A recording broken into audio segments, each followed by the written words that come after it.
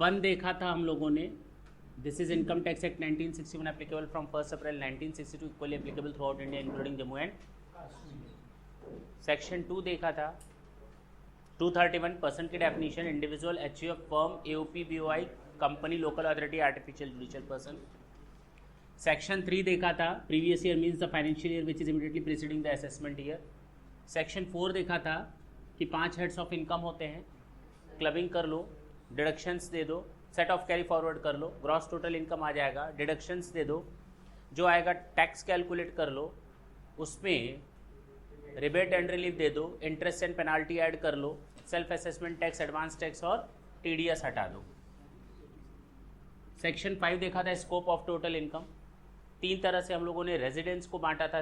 Residential statusship of a person, ROR, RNOR and NR. In India, outside India. In India की बात की थी हम लोगों ने. इनकम रिसीट और deem to be receipt in India तीनों में टैक्सेबल होता है. इनकम एक्रू और अराइज और डीम टू एक्रू और अराइज इन इंडिया तीनों में टैक्सेबल होता है. आउटसाइड इंडिया में हम लोगों ने देखा था पहला इनकम एक्रू और अराइज आउटसाइड इंडिया और डीम टू एक्रू और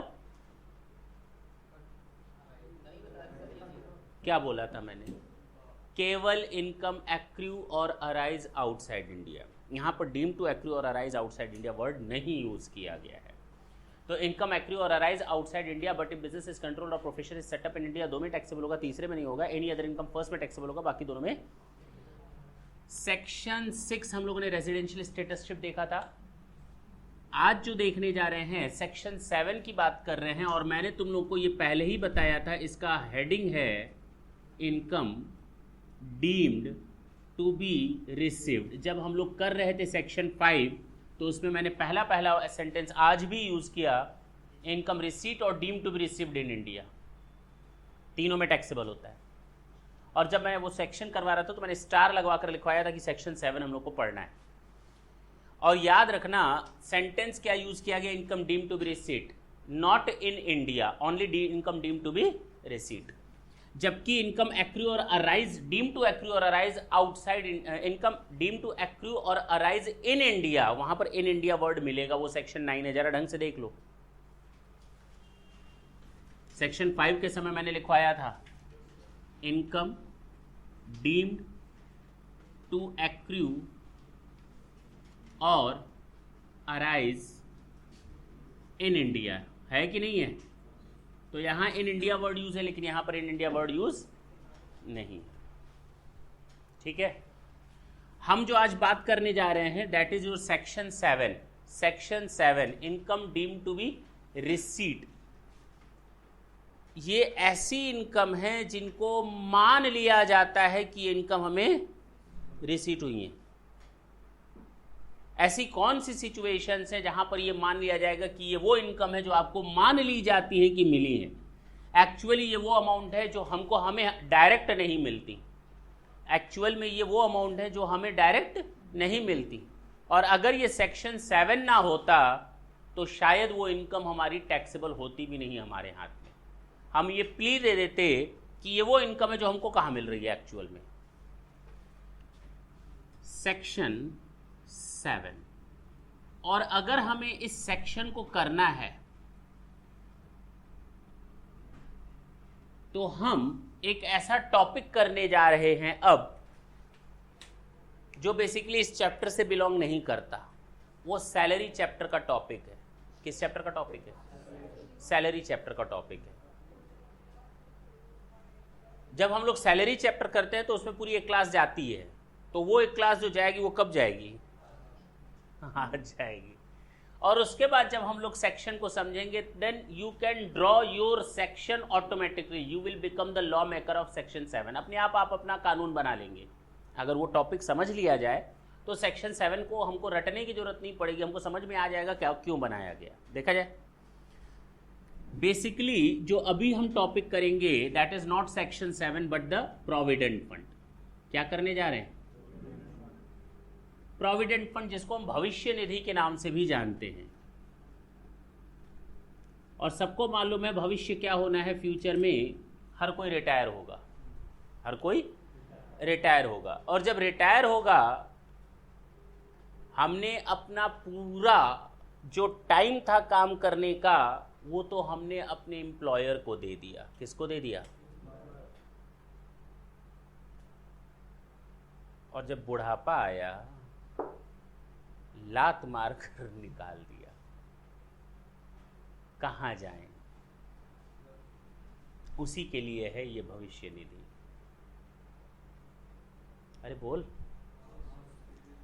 जब शरीर में ताकत थी खूब काम किया उसके लिए, और जब ताकत खत्म हो गई तो उसने मतलब लाठी मारेगा। देखो इधर, तो बेसिकली ये सेक्शन या ये प्रोविजन एम्प्लॉई की लाइफ को सिक्योर बनाते हैं फ्यूचर को, आफ्टर रिटायरमेंट। आफ्टर रिटायरमेंट ये एम्प्लॉय की लाइफ को सिक्योर बनाते हैं। अच्छा, इन टोटालिटी जो प्रोविडेंट फंड होते हैं वो इतने तरह के होते हैं। पहला आएगा स्टैट्यूटरी प्रोविडेंट फंड। कितने तरह का? मतलब 3 लाइन लिखेंगे 3 आएगा। मैंने कहा किस नाम का? Statutory provident fund, public provident fund, और अब बताओ कितने तरह के? Recognised provident fund and unrecognised provident fund. ये 4 तरह के हमारे प्रोविडेंट फंड होते हैं। कितने तरह के होते हैं? ये प्रोविडेंट फंड जैसा नाम है वैसा ही काम है। स्टैट्यूटरी, सरकारी या वैधानिक। ये गवर्नमेंट एम्प्लॉयर, मैंने क्या बोला? गवर्नमेंट एम्प्लॉयर अपने एम्प्लॉयज को देती है। किसको देती है? गवर्नमेंट एम्प्लॉयज को देती है। It means there is a relationship between 2 person as a employer and employee. बोलो, थोड़ा आगे बढ़ते हैं। Recognised provident fund and unrecognised provident fund. एक नॉन गवर्नमेंट एम्प्लॉयर अपने एम्प्लॉय को देता है, नॉन गवर्नमेंट एम्प्लॉयज को देता है। बोलते क्यों नहीं? ये समझ में आया? और बूढ़ा केवल एम्प्लॉय ही हो सकता है, एम्प्लॉयर को बूढ़ा होने का अधिकार नहीं है। हाँ, तो एम्प्लॉय को तो लात मारकर निकाल दिया, लेकिन एम्प्लॉयर का क्या होगा? अब तेरा क्या होगा कालिया? एम्प्लॉय निकल गया, कहता है मालिक आपने तो हमें 25 लाख दे करके मेरे वारे न्यारे कर दिया, मेरा बुढ़ापा कट जाएगा। आपका क्या होगा वो तो बताओ। कुछ तो होना चाहिए। ये किसी के लिए भी है, चाहे कोई एम्प्लॉय हो या ना हो। यानी अगर मैं अपना प्रोविडेंट फंड करवाना चाहूं तो मेरा तो कोई एम्प्लॉयर है ही नहीं, मैं कितने जाऊं? मैं पब्लिक प्रोविडेंट फंड में जाऊंगा। Is it clear? Not necessary to have employer employee relationship.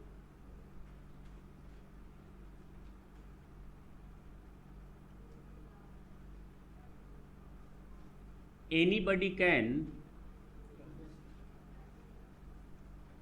contribute.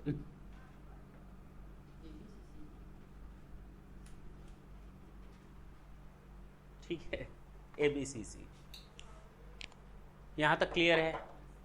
Note कर लो तो फिर हम आगे प्रोविजंस बताएं।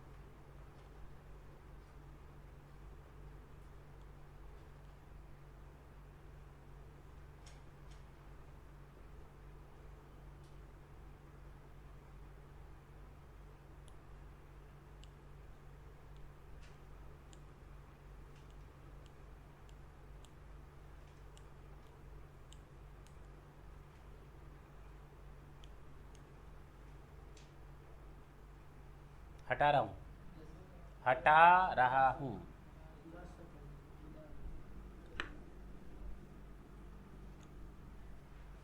अब बात आती है कि सर ये 4 तरह के प्रोविडेंट फंड हैं।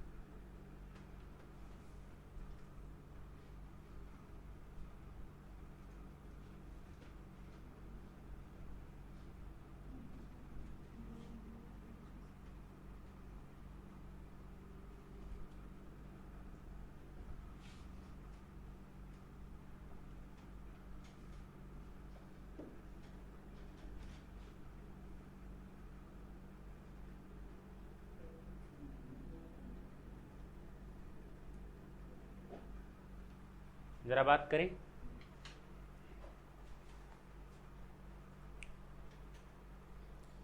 इसमें कहा गया है कि तुम मेरे एम्प्लॉय हो, मान लो मैंने तुम्हें सैलरी दी 10,000 रुपये। कितनी सैलरी दी? और जब मैंने तुम्हारे हाथ में 10,000 दिया, उसमें से 2,000 रुपये मैंने निकाल लिया। मैंने कहा तुम तो तुम्हारे बुढ़ापे के बारे में नहीं सोचोगे, मैं ही सोच लेता हूं। मैं तुम्हारी सैलरी से 2,000 काट ले रहा हूं। अब बताओ तुम्हारे पास कितनी सैलरी पहुंची? 10,000। ये मैं अपने जेब में नहीं रखूंगा। I will deposit it in your account, provident fund account. तुम लोग के प्रोविडेंट फंड अकाउंट में डिपॉजिट करूंगा। 8,000 तुम्हारे हाथ में जाएगा, 2,000 तुम्हारे खाते से, तुम्हारी जेब से कट करके तुम्हारे अकाउंट में चला जाएगा। तुम्हारे हाथ में 100 रुपए है और बैंक में 50 रुपए। तुम्हारे पास कितने पैसे हैं? इतने बड़ा अच्छा लग रहा है 150, तो उधर वही पूछ रहे तो नहीं समझ में आ रहा। 8,000 तुम्हारे हाथ में है, 2,000 बैंक में हो गए, मान लें। यानी अब तुम्हारे पास 10,000 है, तुमने उसमें से 2,000 रुपए निकाल करके दिए। बताओ गवर्नमेंट को इस तरह की प्रैक्टिस को प्रमोट करना चाहिए या डिमोट करना चाहिए? प्रमोट करना चाहिए, क्योंकि आप अपने बुढ़ापे के लिए पैसा निकाल रहे हो। लेकिन अब एम्प्लॉयर का भी उतना ही कंट्रीब्यूशन होना चाहिए जितना आप अपना कंट्रीब्यूशन दे रहे हो। यानी एम्प्लॉयर फिर अपनी जेब से निकालेगा 2,000 और अब आपके अकाउंट में कितना जमा करेगा? तो बताओ आपकी सैलरी कितनी है? सैलरी कितनी है? हाँ बोलो।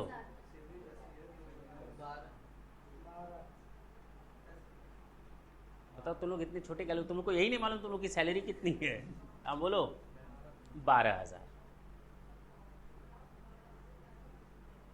कितनी सैलरी है? बोलने दो। 10,000। 8,000 तुम्हें तुम्हारे हाथ में मिला, 2,000 तुम्हारा वाला कटकर तुम्हारे बैंक में चला गया, प्रोविडेंट फंड अकाउंट में चला गया, और 2,000 मालिक ने भी निकाल करके 2,000 तुम्हारे खाते में जमा किया। बताओ in totally what is the amount of salary? 12,000। 12,000 मेरे लिए कॉस्ट कितनी है? 12,000। तुम्हारे लिए सैलरी कितनी है? 12,000। अगर ये सेक्शन नहीं आया होता तो तुम कहते उसने तो अपनी मर्जी से दिया है, मेरी अपॉइंटमेंट तो 10,000 पर हुई है, तो मेरे लिए सैलरी कितनी बोलते तुम? 10,000। यही चीखते और चिल्लाते। और 2,000 जो मालिक अपनी जेब से लगा रहे उसको तुम लोग कहते वो सैलरी। ये सेक्शन 7 है जो कहता है income deemed to be receive कि आपकी क्या है? सैलरी। कौन? जो आपकी जेब से कट रहा है या जो एम्प्लॉयर लगा रहा है? जो एम्प्लॉयर लगा रहा है वो भी आपकी सैलरी है। Is it clear? हाँ या ना? पक्की बात है। इसको हम कहते हैं income deemed to be receive. फिलहाल आगे बढ़ते हैं। समझ में आया? समझ में आया? यानी अब आपके अकाउंट में कितना डिपॉजिट होगा? यानी equal contribution is to be made by the employer itself. whatever the amount you will contribute in your account, the same amount will be drawn by employer from its own pocket and it will be deposited in your provident fund account. अब हमें इन provisions को समझना है। अब बताओ अगर तुम्हारे bank account में पैसा जमा हो जाए तो बैंक वाला तुम्हें ब्याज देता है नहीं देता? तो इस पर तो तुम्हें इंटरेस्ट मिलेगा ही मिलेगा। तुम्हारा 2,000, एम्प्लॉइज का कंट्रीब्यूशन का 2,000 पर इंटरेस्ट मिलेगा ही मिलेगा। एम्प्लॉयर वाले पर मिलेगा क्या? हाँ, बैंक वाले को इससे क्या लेना देना तुम्हारा या एम्प्लॉयर का है, उसको तो तुम्हारे अकाउंट से लेना देना है, इस पर भी इंटरेस्ट मिलेगा तुमको। यानी now you will get an extra benefit and the benefit is your interest portion. You will get the amount of interest on your contribution as well on the amount contributed by the employer. Is it clear? Now again the problem is there that what would be the treatment, what the treatment should be done. इन दोनों का क्या treatment किया जाए. अच्छा, दूसरी problem, जब आप retire करोगे ये पैसा हर महीने जमा हो रहा है, हर महीने जमा हो रहा है, हर महीने जमा हो रहा है, आपके अकाउंट में इंटरेस्ट बढ़ रहा है, 30 साल 40 साल बाद एक अच्छा खासा अमाउंट आ जाएगा, उसमें 10 लाख 20 लाख रुपए. जब आप रिटायर होगे तो पूरा का पूरा पैसा आपको दिया जाएगा. कौन सा वाला पैसा? एम्प्लॉय वाला कंट्रीब्यूशन का हिस्सा और उसका इंटरेस्ट, या एम्प्लॉयर वाला भी? दोनों आपको अमाउंट मिलेगा.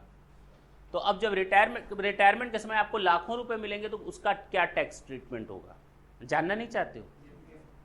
तो टोटल 5 पॉइंट्स निकल करके सामने आएंगे. कितने? पहला पॉइंट एम्प्लॉय का कंट्रीब्यूशन, दूसरा पॉइंट एम्प्लॉयर का कंट्रीब्यूशन, तुम्हारे लिए क्या करें, एज ए एम्प्लॉय तुम लोग के हाथ में कितना जोड़ें. तीसरा पॉइंट इंटरेस्ट का जो अमाउंट एम्प्लॉयज के कंट्रीब्यूशन पर. Fourth point interest on employers contribution. और फिफ्थ पॉइंट कब रिटायरमेंट के टाइम. ये 5 पॉइंट समझ में आने चाहिए. पहला आएगा एम्प्लॉयज कंट्रीब्यूशन, दूसरा पॉइंट आएगा एम्प्लॉयर्स कंट्रीब्यूशन, तीसरा आएगा इंटरेस्ट ऑन एम्प्लॉयज कंट्रीब्यूशन,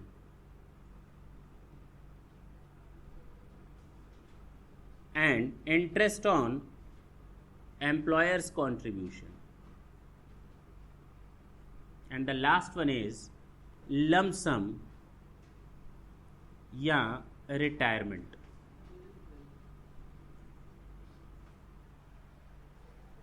ये 5 पॉइंट अगर हमारे तैयार हो जाए तो मेरा प्रोविडेंट फंड टॉपिक आज के आज खत्म हो जाएगा. चलें, सबसे पहले बात करेंगे, सुन लो, तुम लोगों को 3 चीजों में फर्क समझ में आना चाहिए. पहला एग्जेम्पशंस, दूसरा deductions, and third rebate and relief. ये 3 पॉइंट्स बार बार सामने आएंगे और हमें कंफ्यूज करेंगे तीनों का मतलब क्या. एग्जेम्पशंस, जब हम एग्जेम्पशंस बोलेंगे, जब हम मुंह से एग्जेम्पशंस बोलेंगे, it means I am just talking about section 10. इसका मतलब मैं किस सेक्शन की बात कर रहा हूँ? सेक्शन 10 की बात कर रहा हूँ. जब हम बात करेंगे एग्जेम्पशंस की, इसका मतलब हम सेक्शन 10 की बात कर रहे हैं. और जब हम नॉर्मल डिडक्शन या कॉमन डिडक्शंस की बात कर रहे हैं तो इसका मतलब I am just talking about section 80C to 80U तक के सेक्शंस का बेनिफिट मिलता है as a deduction under chapter 6A. और तीसरा होता है rebate and relief, section 87A, 88 and 89. हम इन सेक्शंस की बात कर रहे होते हैं. तीनों में फ़र्क क्या है? एग्जेम्पशंस होता है मैंने आपको 2000 रुपये दिए, now the income is exempt. मैंने आपको 2000 रुपये दिए और वो इनकम एग्जेम्प्ट है. अगर आपके लिए वो 2000 रुपये की इनकम एग्जेम्प्ट है, it means that amount of ₹2000 would not be considered for the purpose of computation of your total income. Means अगर आपको मैंने साल भर में सैलरी दी 4 लाख रुपए और 20,000 रुपये कोई और अमाउंट दिया, ये 20,000 रुपये एग्जेम्प्टेड है. या आपने कोई ऐसी कमाई कर ली जो एग्जेम्प्टेड है, तो इसका मतलब आपकी टोटल इनकम कितनी हो गई? 4 लाख. 20,000 कभी जोड़ना भी मत. एग्जेम्प्टेड इनकम को कभी भी हम अपनी टोटल इनकम का हिस्सा नहीं मानते. और जब आप किताब खोलेंगे तो उसमें इस चैप्टर का नाम दिखाई देगा, incomes which do not form part of total income. ऐसी इनकम जो टोटल इनकम का हिस्सा नहीं बनती, उनको जोड़ेंगे ही नहीं. लिखा हुआ दिख रहा है 4 लाख प्लस 20,000, टोटल करोगे, ऐसा गणित पहली बार देखा. 4 lakh plus 20,000 equal to 4 lakh. बात समझ में आई? तो 20,000 not be considered for your total income purposes. That is your exempted income. Deductions क्या होती हैं? डिडक्शन ऐसी चीज होती है कि वो आपकी इनकम में शामिल है. क्या है? शामिल है. अब आपको उसका बेनिफिट मिलना है, आपने कुछ ऐसा कंट्रीब्यूशन किया, खर्च किया जिसका आपको बेनिफिट मिलना चाहिए, या आपने कोई ऐसी कमाई कर ली जिसका बेनिफिट आपको मिलना चाहिए।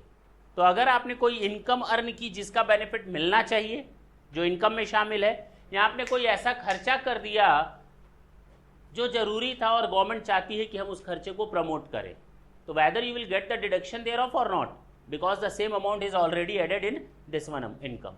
तो अगर कोई अमाउंट ऑलरेडी इनकम में एडेड है, उसमें से अगर 20,000 माइनस करते हैं तो इसको हम कहते हैं डिडक्शन।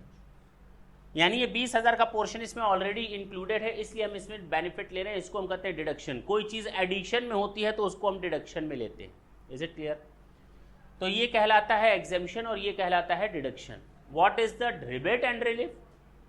रिबेट एंड रिलीफ आपको टैक्स के अमाउंट में मिलता है। मान लो आपकी इनकम थी 4 लाख रुपए, 20,000 रुपए की इनकम जोड़ी ही नहीं गई क्योंकि ये क्या थी, अच्छा 10,000 रुपए की इसमें ऐसा खर्चा है जिसको गवर्नमेंट प्रमोट करना चाहती है, तो छूट मिलेगा, डिडक्शन। टोटल इनकम कितनी हो गई, 390। मान लेते हैं 2 मिनट के लिए, टैक्स रेट्स वगैरह छोड़ दो, मान लेते हैं आपका इस पर टैक्स बना है 30,000। कितना? 30,000 टैक्स का अमाउंट। अब इस टैक्स में से अगर आपको कुछ बेनिफिट मिलता है, अगर इस टैक्स के अमाउंट में से आपको कुछ बेनिफिट मिलता है, सेक्शन 87A, 88 एंड 89 का, that amount of benefit are to be known as rebates and relief. Is it clear? Tax के अमाउंट में से छूट का मिलना रिबेट एंड रिलीफ कहलाता है। इनकम में से जो माइनस होता है वो डिडक्शन कहलाता है, जो जोड़ा ही नहीं जाता वो एग्जेम्पशन। तीनों में फर्क समझ में आया? पक्का ना?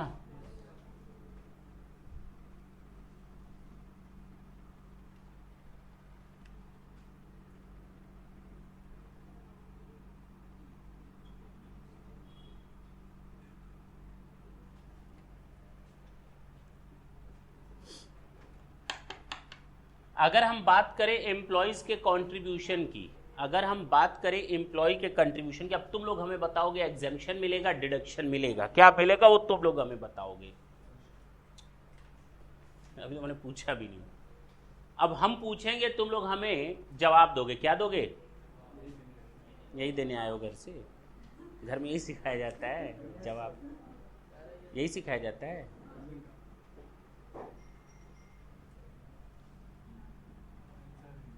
देखो इधर, क्या दोगे? नहीं दोगे जवाब? जवाब नहीं दोगे?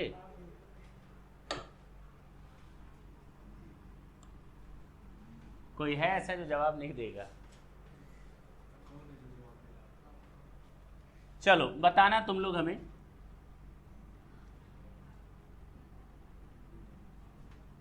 हम इसकी बात कर रहे हैं, स्टैट्यूटरी, जहां गवर्नमेंट एम्प्लॉयर है और गवर्नमेंट एम्प्लॉई है। गवर्नमेंट चाहेगी कि टैक्स चोरी हो जाए, गवर्नमेंट चाहेगी कि टैक्स चोरी, अच्छा गवर्नमेंट कभी नहीं चाहेगी, गवर्नमेंट अपने कानून को फॉलो करेगी। क्यों? अच्छा, तो अगर गवर्नमेंट ने तुम्हें 50,000 रुपए की सैलरी दी और उसमें से कहा कि तुम कितना कंट्रीब्यूशन दोगे, तुमने कहा 5,000 का दे देंगे, तो बताओ तुम्हारी सैलरी कितनी? तुम्हारी सैलरी कितनी? 50,000। तुम्हारी सैलरी कितनी? 50,000। 50,000। अगर गवर्नमेंट ने तुम्हें 50,000 रुपए देने हैं और गवर्नमेंट तुमको 50,000 देने जा रही है और उसमें से कह रही है कि 5,000 हम काट ले रहे हैं, किस चीज़ का?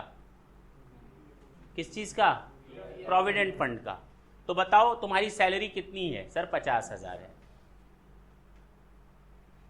सर ये 5,000 का छूट नहीं मिलेगा? पहले बात तो सुन लो, ऐसे कैसे तुम लोग जवाब दे रहे हो?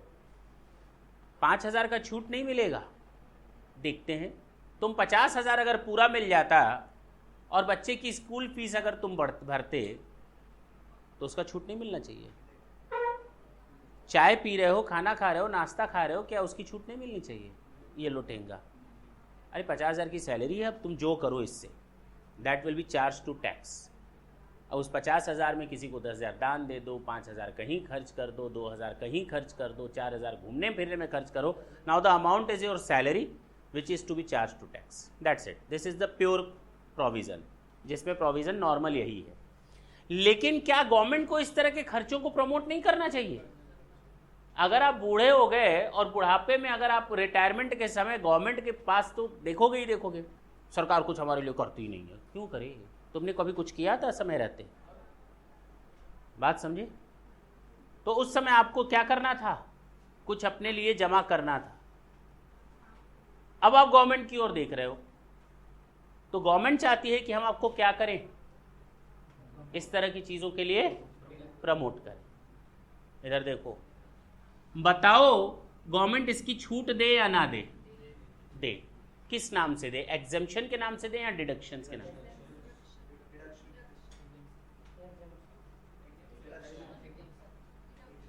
कितने लोग कह रहे हैं एग्जेम्पशंस?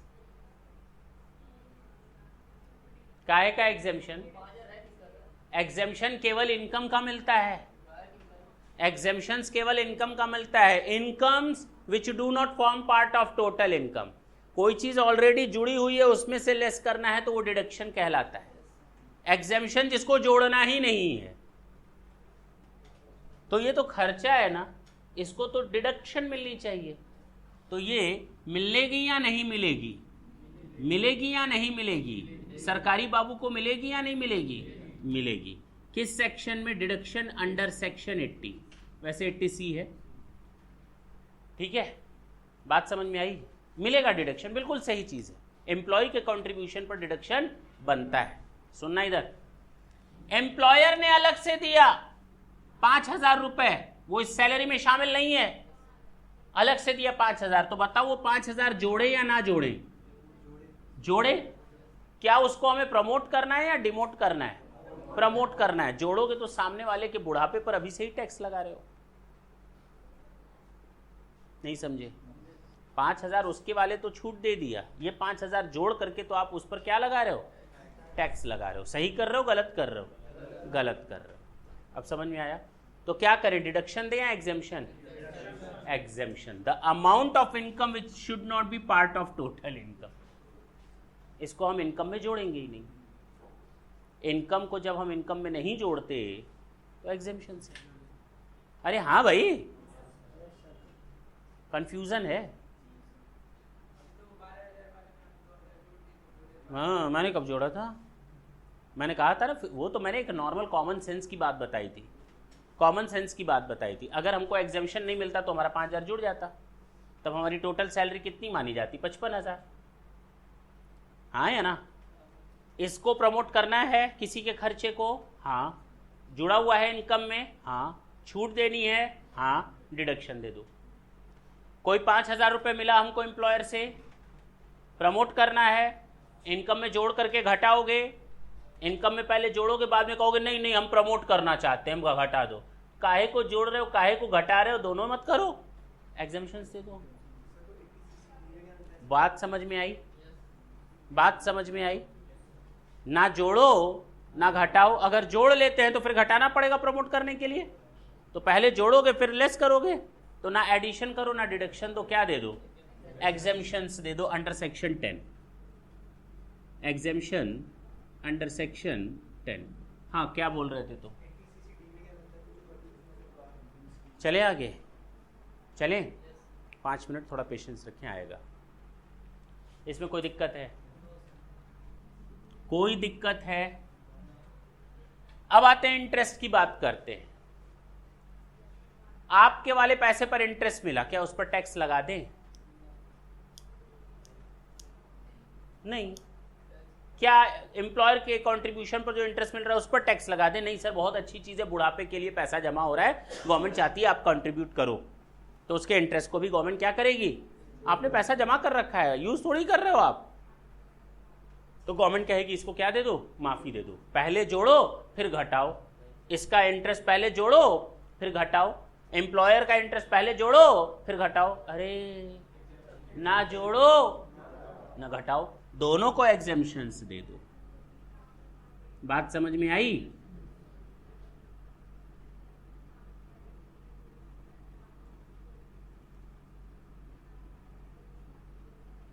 इसकी बात करते हैं।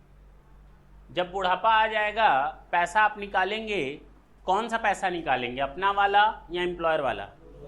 अपना वाला इंटरेस्ट या एम्प्लॉयर वाला इंटरेस्ट? सारा पैसा निकालोगे। और कभी तुमने इस पर टैक्स दिया था क्या? अब जब सारा पैसा एक साथ निकालोगे 20 लाख, तो टैक्स दोगे? दोगे? ये तो गलत बात है। जब देने लायक थे टैक्स उस समय तो माफ किया कि अच्छी जगह पैसा लगा रहे हो। अब जब हमको प्रमोट तुम्हें करना है तो उस समय तुम हमसे टैक्स ले रहे हो, और भी 25 लाख रुपए 20 लाख रुपए पर। थोड़ा थोड़ा करके जहर दिए होते। अब समझ में आई बात? समझ में आई? ये छूट हमको इसीलिए मिली थी क्योंकि प्रमोट करना था। और अब जब लमसम मिलेगा तो प्रमोट कहां किया फिर? वहां क्या दे दो? ना जोड़ो ना घटाओ। क्या दे दो? एग्जेम्पशंस। आगे हम केवल एग्जेम्प्ट वर्ड लिखेंगे, पूरा लाइन नहीं लिखेंगे, ठीक है ना? समझ में आया? हमें नहीं लगता कहीं किसी को दिक्कत होगी। ऑलरेडी इनकम में जुड़ा हुआ था तो माइनस करने के लिए डिडक्शन देना था। बाकी जोड़ना घटाना, जोड़ना घटाना, जोड़ना घटाना, जोड़ना घटाना बार बार करने से अच्छा क्या दे दो? एग्जेम्पशंस दे दो। चले आगे। पब्लिक प्रोविडेंट फंड की बात करते हैं लास्ट की, जिसमें एम्प्लॉयर नाम की चिड़िया तो है ही नहीं। बोलते क्यों नहीं? जब एम्प्लॉयर एम्प्लॉय का रिलेशनशिप रहता ही नहीं है, एम्प्लॉयर रहता ही नहीं है, तो ये दो लाइनें रहेंगी नहीं। मेरा कंट्रीब्यूशन, मेरे कंट्रीब्यूशन पर इंटरेस्ट और लमसम अमाउंट।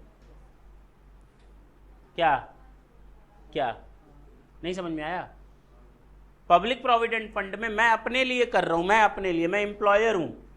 तुम लोग को सैलरी मैं देता हूं, ठीक है, उस पर तुम लोग को जो बेनिफिट मिला मेरे को तो मिलना चाहिए बेनिफिट। नींद, टाइफाइड,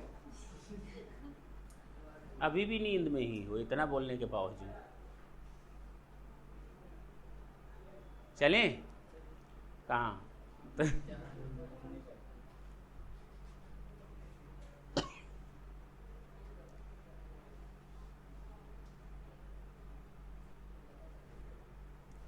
नींद क्यों आती है? ये नींद क्यों आती है? बैठो भाई, क्या कर रहे हो?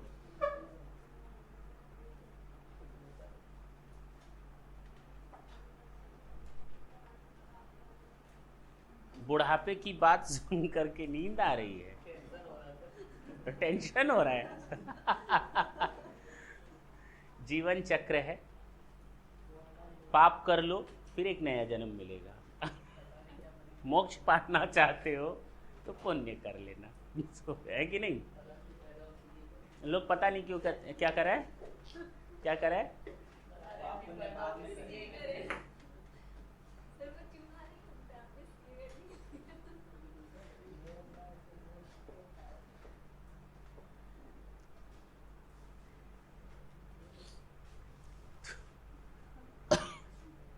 Employees contribution. Public provident fund में मैंने अपना पैसा, मान लो मैं हूं अपने लिए, तो मैं यहां पर एम्प्लॉय मान लूं अपने आप को, ठीक है। बताओ मुझे छूट मिलनी चाहिए या नहीं? मैं अगर अपने बुढ़ापे के लिए पैसा कहीं जमा करूं बैंक अगर में, जो गवर्नमेंट प्रमोट करना चाहती है, तो मुझे छूट मिलनी चाहिए या नहीं? कहां से छूट मिलनी चाहिए? मेरी इनकम में से। अब चाहे मैं पीजीबीपी से कमाऊं, चाहे कैपिटल गेन में से कमाऊं, चाहे किसी में से। फिलहाल वो हम लोग डिडक्शन चैप्टर में देखेंगे कहां कहां से छूट मिलती है। तो हमें इसका डिडक्शन मिलेगा, जरूर मिलेगा, अंडर सेक्शन 80C। बताओ इंटरेस्ट पहले जोड़ो फिर घटाओ, क्या कर दें? एग्जेम्प्ट कर दो। बोलते क्यों नहीं? और जब बुढ़ापा आ जाएगा और एक साथ पैसा निकालेंगे तो एग्जेम्प्ट है। कोई फर्क था क्या दोनों में? कोई फर्क नहीं है, केवल एम्प्लॉयर का हिस्सा खत्म। पक्की बात है। अब हम बात करेंगे recognized provident fund and unrecognised provident fund की। वहीं बैठेंगे। Recognized provident fund and unrecognised provident fund किसकी बात करेंगे? रिकॉग्नाइज, यानी कि private employer and private employ की बात करेंगे। नॉन गवर्नमेंट ऑर्गेनाइजेशन के एम्प्लॉयर एंड एम्प्लॉय की बात करेंगे। बताओ रिकॉग्नाइज्ड प्रोविडेंट फंड कौन सा प्रोविडेंट फंड होता है? सर रिकॉग्नाइज्ड प्रोविडेंट फंड वो प्रोविडेंट फंड होता है जो रिकॉग्नाइज्ड प्रोविडेंट फंड वो प्रोविडेंट फंड होता है जो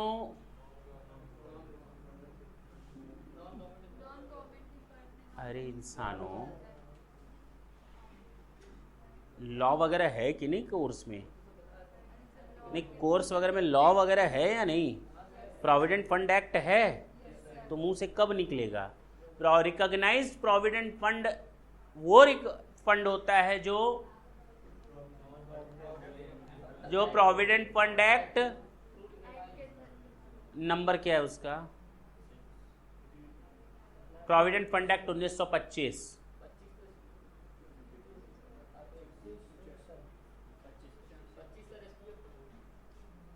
अब मैं बोलूं, प्रोविडेंट फंड एक्ट 1952,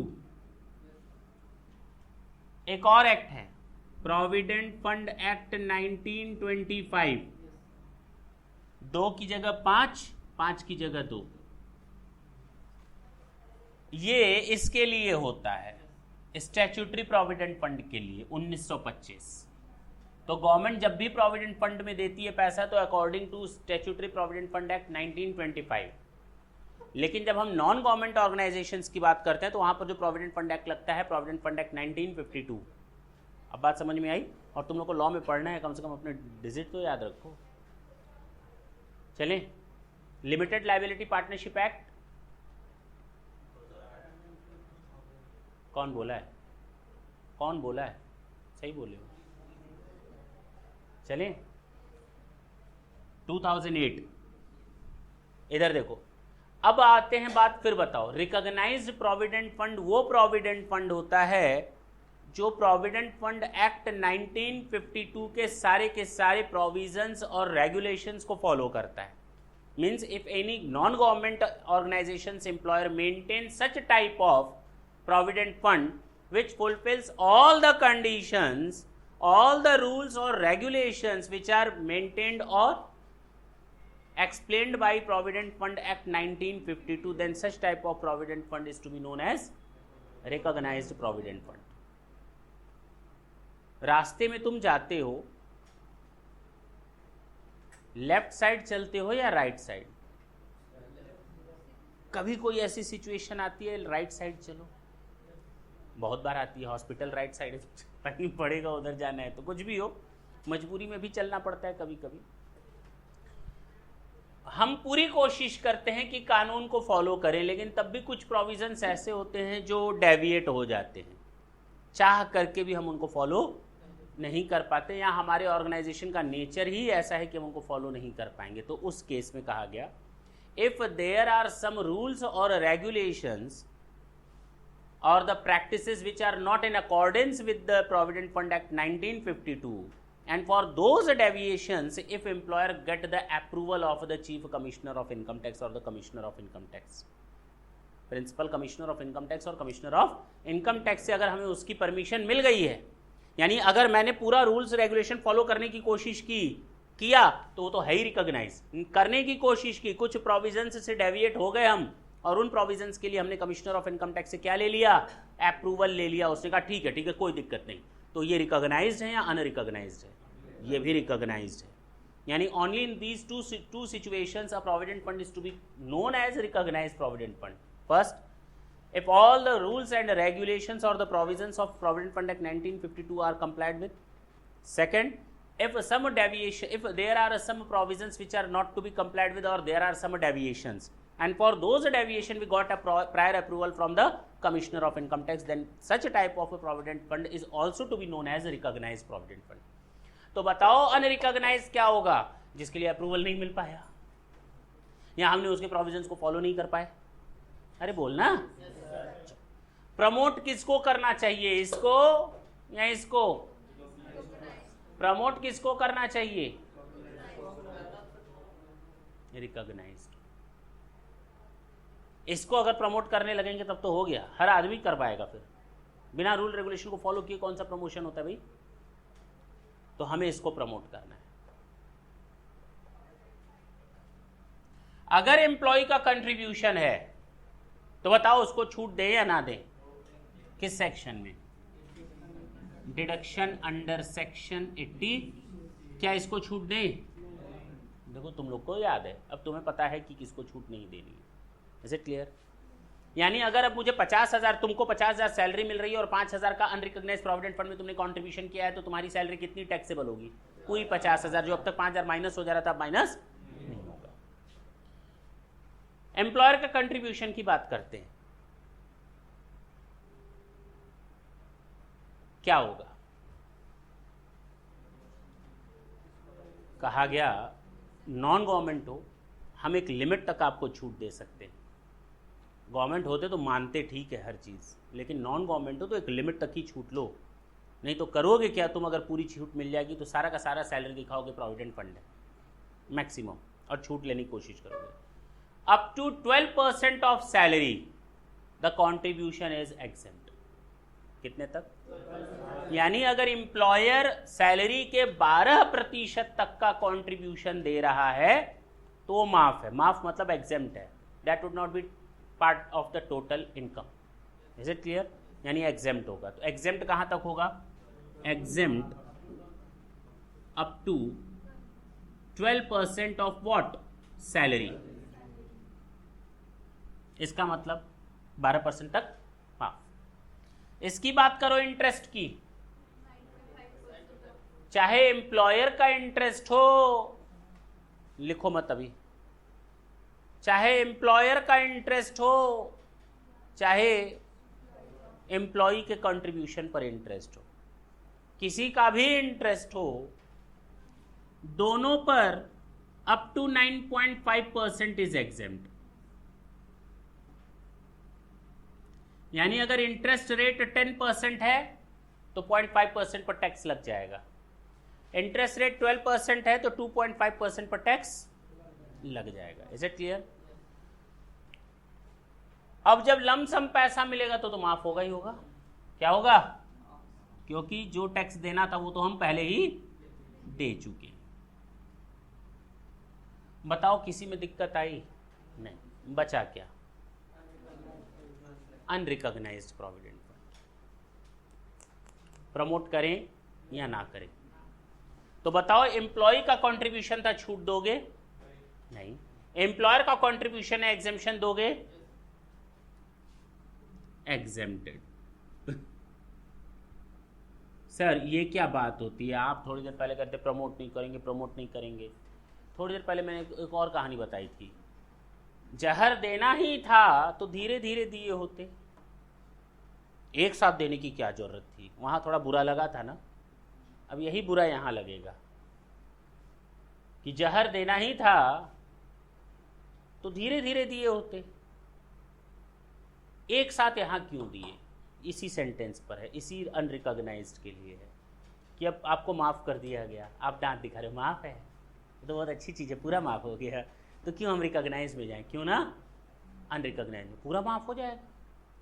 25, 30, 40 साल तक आपको एम्प्लॉयर के कंट्रीब्यूशन पर 1 रुपए का टैक्स नहीं देना। 100% of the income is exempt. जितना भी हमको वहां से मिल रहा है अनरिकॉग्नाइज प्रोविडेंट फंड में, एम्प्लॉयर का कंट्रीब्यूशन सारा का सारा माफ है। करो उसमें कंट्रीब्यूशन।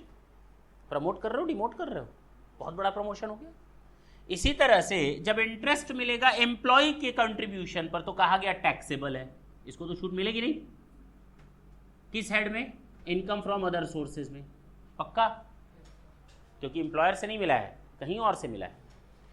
और जब एम्प्लॉयर के इंटरेस्ट की बात आती है तो कह दिया एग्जेम्प्ट है। अरे आप प्रमोट कर रहे हो, डिमोट कर रहे हो? फिलहाल तो प्रमोट हो रहा है, लेकिन जब रिटायर होगा ना तो जिन जिन को माफ किया था 25 लाख रुपए, टोटल मिलाकर कितना मिला? 25, जिसमें 12.5 किसका होगा? एम्प्लॉय का, और 12.5 किसका हिस्सा होगा? एम्प्लॉयर का। 12.5 पर टैक्स लग जाएगा और बहुत ज़्यादा लग जाएगा। धीरे धीरे शायद कम लगता, लेकिन अब बहुत ज़्यादा बड़े स्लैब में पहुंच जाएगा, 30% के स्लैब रेट में पहुंच गया। तो taxable employers contribution and interest thereon. पक्का? समझ में आया? किसी को कोई दिक्कत है?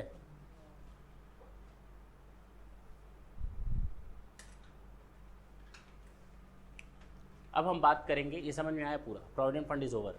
तो हमारा सैलरी चैप्टर में इस टॉपिक को पढ़ने की ज़रूरत हम पढ़ाएंगे भी नहीं। सैलरी टॉपिक में जब ये आएगा, सैलरी चैप्टर में जब ये टॉपिक आएगा तो मैं आप लोगों से माफ़ी मांग लूँगा।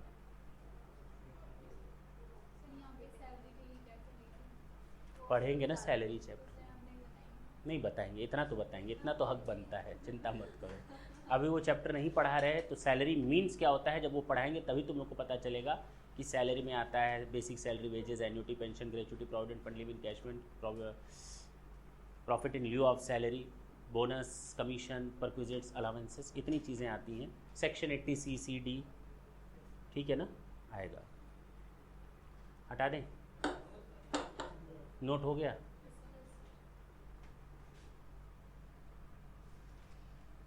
अब सेक्शन 7 तुम लोग खुद फ्रेम करोगे। Income deem to be received, बताओ 12% तक माफ है अगर तुम खून करोगे ना किसी का, ठीक नहीं होगा। अरे कानून बनाओ तो पूरा बनाओ। कत्ल करोगे ठीक नहीं होगा, अरे ये तो बताओ क्या करोगे। 12% तक माफ है, इसके ऊपर का 12% तक माफ है, इसके ऊपर कुछ नहीं लिखा, वो भी माफ है। तो पूरा लिख। तो पूरा किसने किया? 7 ने किया। 12% तक माफ है तो ये क्या लिखेगा? बाकी क्या क्या बनाएगा ये प्रोविजन? तुम लोग बना सकते हो, बना सकते हो प्रोविजन। अब प्रोविजन तुम लोग बनाओगे, employers contribution in recognised provident fund in excess of 12% is deemed to be received. Clear हुआ? In excess of 12% is deemed to be received. दूसरा, interest on employers contribution and interest on employees contribution in recognized provident fund in excess of 9.5% is deemed to be received। हो गया, 2 provision तुम लोगों ने बना लिया। तीसरे की बात करें, लोग बहुत शाणे होते हैं, सरकार को तू तिया मूर्ख बनाते। क्या बनाते हैं? मूर्ख। एक तूतिया एक प्रोडक्ट होता है, सामान आता है जो लेई बनाने के काम में आता है, जो लेई का कलर होता है आपकी शर्ट के टाइप का होता है, मालूम है? नीले कलर का, मालूम है? नहीं मालूम है? लेई लेने जाते हैं, गोंद लेने जाते हैं मार्केट में, तो उसका कलर नीले कलर का होता है, मालूम है ना? वो किसके कारण होता है? वो तूतिया के कारण होता है। दुकानदार के पास जाओ, कहो तूतिया दो। सुन लो, नहीं गलत नहीं बोल रहे, विश्वास होता है। नहीं बनाया क्या कभी तुम लोगों ने? यूज़ नहीं किया है क्या? बहुत ज़्यादा जहर होती है वो, हल्का सा लगता है, इतना सा, आधे किलो में या 1 किलो मैदे में आटे में इतना सा लगेगा, 1 रुपए का, और पूरी लेई को वो नीला बना देता है और मजबूत बनाता है, समझे?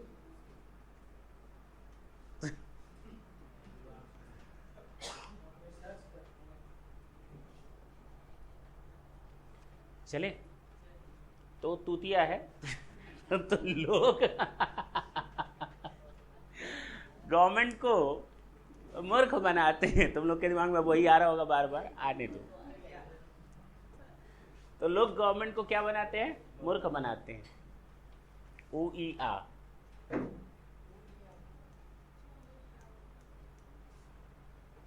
कैसे मूर्ख बनाते हैं जरा ढंग से सुन लो। एम्प्लॉयर ने कहा हम नहीं फॉलो करेंगे रूल, मेरा वाला माफ करो, गवर्नमेंट का माफ कर लो, हम इंतजार करेंगे। हम, गाना है ना, हम इंतजार करें 20 साल तक। 19 साल इंतजार की घड़ियां खत्म हुई, गवर्नमेंट अब ऐसे कर रही है, अब आया पैसा, अब आया पैसा। और जब पैसे लेने की घड़ी आई, एम्प्लॉयर ने फॉलो कर लिया कौन सा रूल? अपने प्रोविडेंट फंड को रिकॉग्नाइज करवा लिया, और 20वें साल उसका पूरा का पूरा अमाउंट क्या हो गया? एग्जाम। और गवर्नमेंट जो सोच रही थी आएगा, अब नहीं आएगा, तो गवर्नमेंट क्या बन गई? मूर्ख। देखो इधर, मूर्ख बन गई गवर्नमेंट। क्या बन गई? मूर्ख बन गई, बन गई ना? क्या बनना चाहेगी? नहीं ना। क्या कानून बनाएगी गवर्नमेंट? यहाँ पर गवर्नमेंट कानून बनाएगी। अब मैं बोलता हूँ ढंग से समझना। In case of transfer of और conversion of unrecognised provident fund into recognised provident fund, the portion of employers contribution and interest thereon will be charge to tax immediately. जैसे ही आप ट्रांसफर करोगे, अब 19 साल का पूरा पैसा ले लो और 19 साल वाले पूरे इंटरेस्ट और उसके एम्प्लॉयर कंट्रीब्यूशन पर टैक्स लगा दो। क्या मानते हुए? अब समझ में आई बात? 3 प्रोविजन तो तुम लोगों ने कर लिए, 3 लाइनें याद कर ली।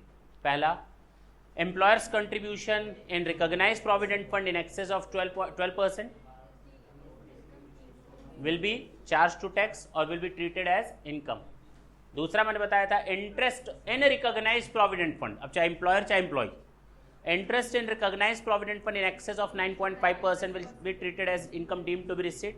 और लास्ट मैंने बताया, in case of non-taxable portion of unrecognized provident fund due to conversion of unrecognized to recognized, then employers contribution and interest thereof will be treated as income deemed to be received in the same previous year in which the conversion takes place. Is it clear? पक्का? 3 तो हो गए, अब last बचा जो तुम पूछ रहे थे। हाँ, तो पहले हटा दें।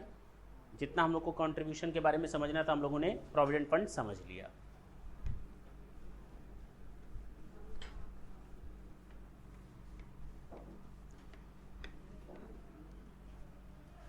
इधर देखना,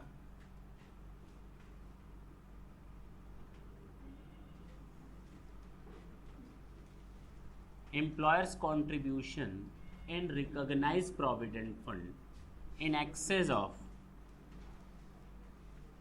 12%, interest in recognised provident fund in excess of, तो यहां मैंने एम्प्लॉय कुछ नहीं लिखा है क्योंकि दोनों का शामिल होगा, 9.5%। तीसरा, नॉन टैक्सेबल पोर्शन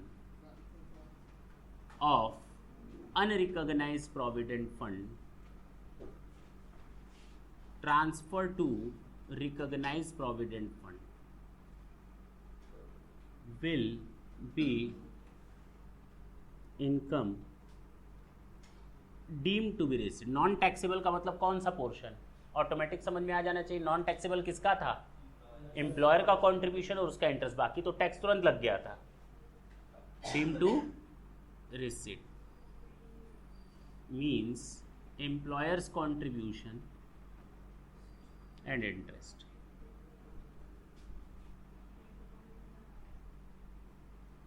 लास्ट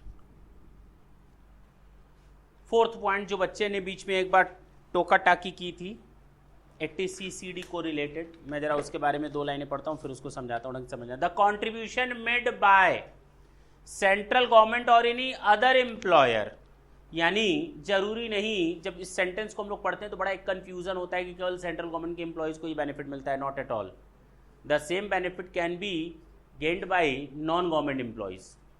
तो गवर्नमेंट एम्प्लॉयर हो या नॉन गवर्नमेंट एम्प्लॉयर हो, दोनों के केस में the contribution made by the central government और any other employer in the previous year to the account of the employee under a scheme of pension fund, under a scheme of referred in section 80CCD।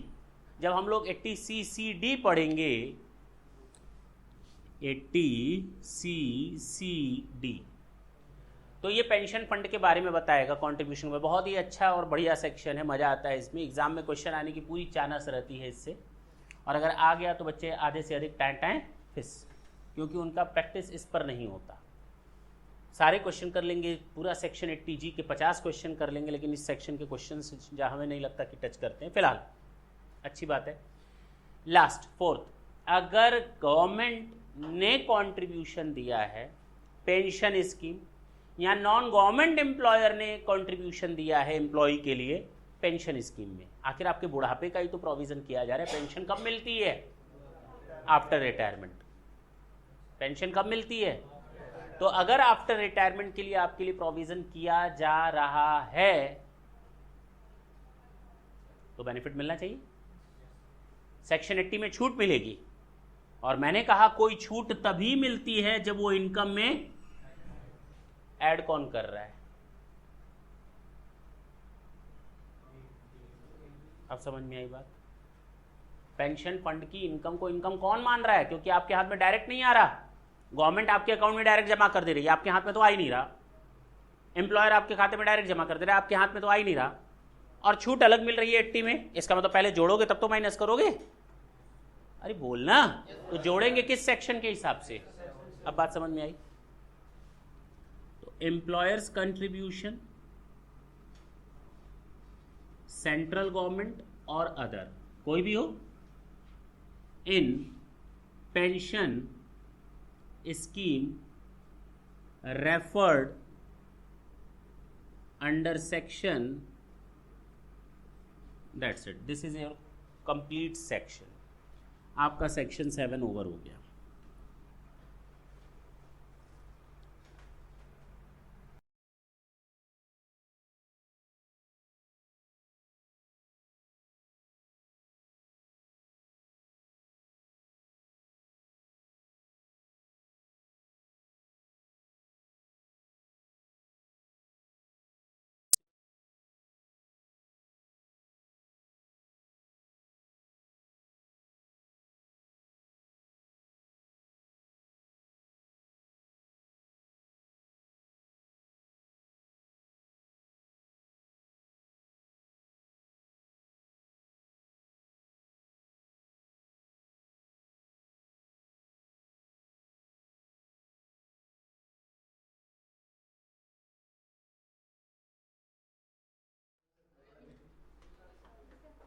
चलो इधर देखो,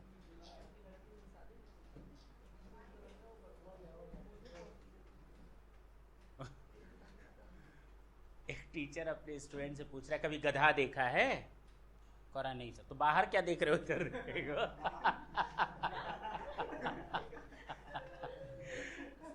तुम लोग किसे देख रहे हो? गधा देखा होगा कभी? देखा है? हाँ तब ठीक है, फर्क कर लोगे। तो नहीं तो घर पे जाकर बोलोगे तो घर वाले तुम लोग को खूब मारेंगे। कहेंगे आजकल तुम लोग की हरकतें जो है ढेंचू ढेंचू हो गई।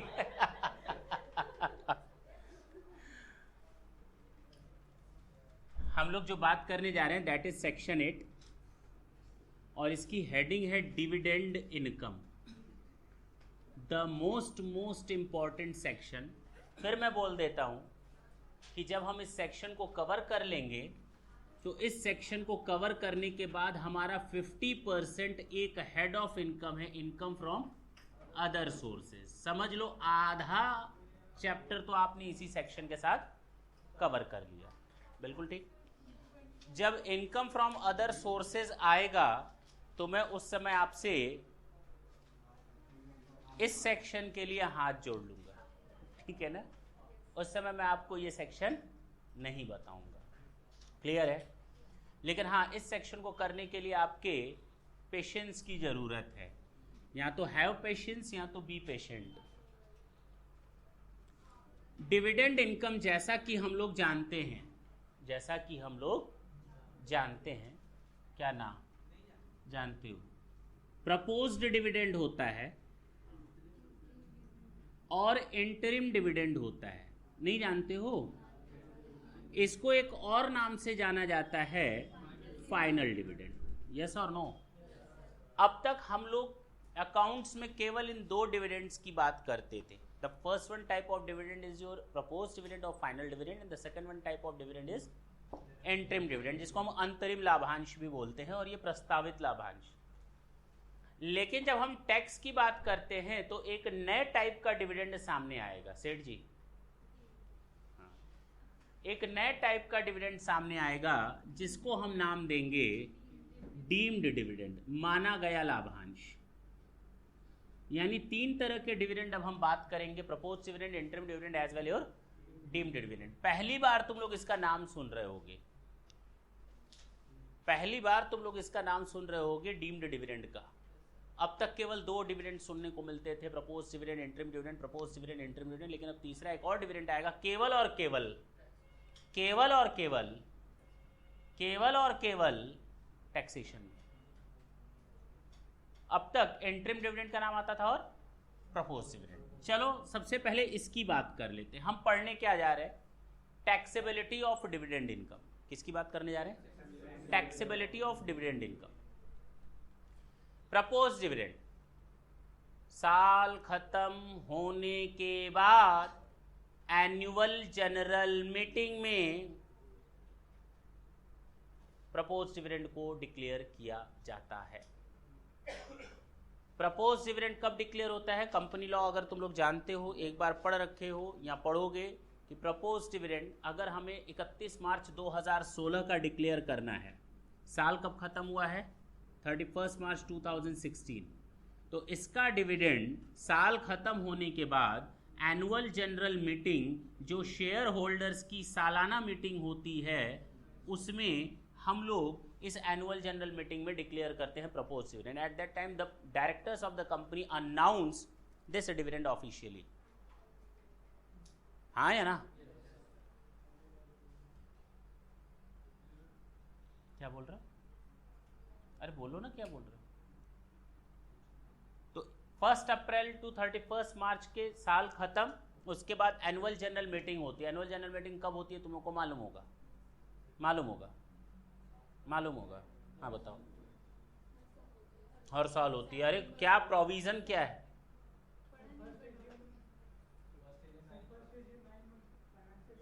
नॉर्मल एजीएम बताओ तुम, फर्स्ट एजीएम और सेकंड। 3 में से जो सबसे पहली डेट हो, पहला एक कैलेंडर ईयर में एक जरूर होनी चाहिए, दूसरा साल खत्म होने के बाद 6 महीने के अंदर बुला ली जानी चाहिए, और तीसरा 2 एनुअल जनरल मीटिंग के बीच 15 महीने से ज़्यादा का डिफरेंस नहीं होना चाहिए। फिलहाल ये तुम लोग कंपनी लॉ में पढ़ोगे, वो मेरा काम नहीं है।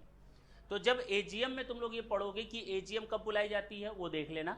एजीएम में ही ये काम डिसाइड होते हैं। अच्छा ये तो मालूम होगा एजीएम में कितने तरह की एक्टिविटीज़ की जाती हैं?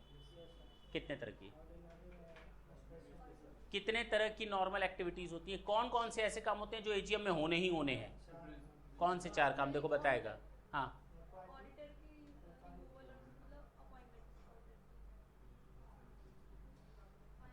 पहला काम होता है फाइनेंशियल स्टेटमेंट को प्रेजेंट करना और शेयर होल्डर्स की अप्रूवल लेना। साल भर में एक बार बुला रहे हो, कम से कम साल भर का लेखा जोखा तो शेयर होल्डर को दे दो। तो साल भर की फाइनेंशियल स्टेटमेंट या फाइनेंशियल रिपोर्ट को शेयर होल्डर के सामने रिप्रेजेंट करना और उसको अप्रूव करना, ये पहला काम होना ही होना है एजीएम में। दूसरा सीए को अपॉइंट करना और पुराने सीए को हटाना या पुराने सीए को रीअपॉइंटमेंट करना, उनका रिमनरेशन फिक्स करना। तीसरा डायरेक्टर को, पुराने डायरेक्टर को हटाना या उसी को रीअपॉइंट करना या नए डायरेक्टर को अपॉइंट करके उसका रिमनरेशन फिक्स करना। और चौथा काम होता है, चौथा वर्ड नहीं बोलते, फोर्थ एक्टिविटी होती है, that is your propose dividend. Proposal of dividend, dividend को प्रपोज किया जाता है। Is it clear? हटा दें। खास बात होती है प्रपोज डिविडेंड और इंटरिम डिविडेंड। इंटरिम डिविडेंड तो साल के बीच में डायरेक्टर्स की इच्छा करती है, अच्छा कंपनी को इतना प्रॉफिट हो गया, चलो इस प्रॉफिट को लोगों में बांटते हैं। शेयर होल्डर को अगर डिविडेंड मार्केट में जाएगा तो कंपनी का नाम और तेजी से बढ़ेगा। साल के अंत का क्यों इंतजार करिए? If we have earned so much amount so that we can distribute our interim dividend at the mid of the year, then the directors of the company can decide to distribute the interim dividend. It is of no use to get the approval or to announce it on the in any general meeting. Is it clear? तो इसको तुरंत announce किया जा सकता है कभी भी साल के बीच में, लेकिन इसको साल के बाद एजीएम में। एक बार अगर आपने प्रपोज्ड डिविडेंड अनाउंस कर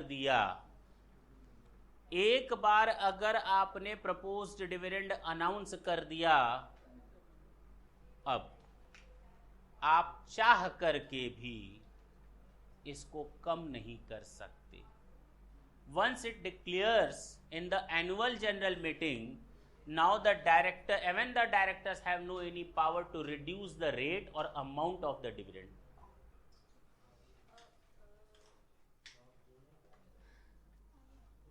ठीक है ना? It must be paid to the share holders with in 30 days from the date of the announcement. एक बार अगर अनाउंस कर दिया, एक बार जो मैंने कमिटमेंट कर दिया, तो उसके बाद मैं अपनी भी नहीं सुनता। वो तो सलमान खान है, लेकिन ये लॉ नहीं सुनेगा उसकी। एक बार अगर आपने प्रपोज डिविडेंड अनाउंस कर दिया तो कर दिया, उसके बाद आप इसको माइनस या कम नहीं कर सकते। It must be paid with in 30 days from the date of the declaration. Is it clear? Interim dividend, interim dividend का क्या लोचा है? अरे बोलो। एक बार अनाउंस कर दिया तो इसको कम भी कर सकते हो, कम भी कर सकते हो, कम भी कर सकते हो, कोई दिक्कत नहीं। पूरा का पूरा विड्रॉ कर सकते हो, कोई दिक्कत नहीं। दोनों में फर्क समझ में आया? अब बताओ, कंपनी ने प्रपोज डिविडेंड तुम लोगों को कहा तुमको 2000 रुपए का प्रपोज डिविडेंड मिलेगा। Now the company is going to declare a dividend, propose dividend और final dividend. Now you will get ₹2000 when it will be charged to tax at the time of the declaration or at the time of the receipt by you। जब तुमको हाथ में मिलेगा तब tax लगाएं, जब declare किया तब टैक्स लगाएं।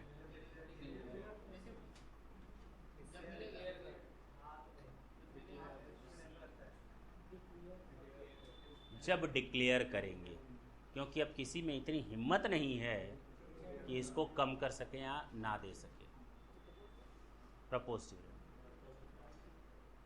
बात समझ में आई?